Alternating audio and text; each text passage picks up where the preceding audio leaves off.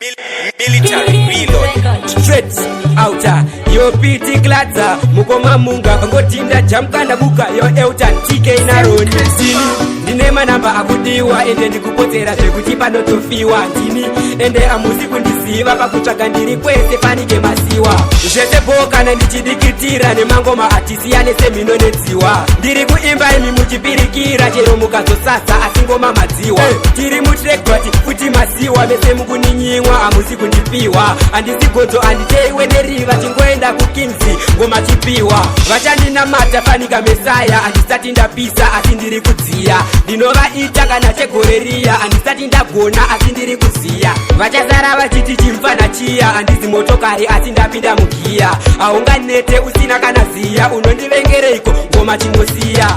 iwe bvunza eutani napiya kuti ini paridhimu rese ndoapiya wakasara kana usiri kundiziya ndokupinza mkoti pati kwete yebhiya ndini ndiri kuruma futi ungechiva kana ndauya nengoma chigaye wachiziva ndini ndiri kunyudza futi ungedziva mukanzwa kuti bhango vese mamuziva ndizvo zvandoita vavenga ndimbosiya ndokudhaka ine ngoma kupfuura mabhiya handisi dho asi ndiri kukiya matsaga ndikutyisa kunge gida goriya biti ndinorigarira fanika cheya ende arisi mbudzi asi ndinorivhiya sandini dokta wemasleya patingoma richirira vari kungotisiya geto rangu rese rikundiziya kuti nemfana mudiki munobuda ziya ndinovatsvagisa kona mumbiya ndangoenda pakingsi vega vanozviziya ndinovaprofita sanika magaya uya ine chibage pfungwa dziri kugaya asi ndaona mangoma achinaya sandiri hangu riki but ndiri kufaya ndiri kumhanya kunza kana muzaya atizi mumalevho ekuimba zvekushaya handitambire tedhombi ndinenge magineti ndiri kungotora mawaya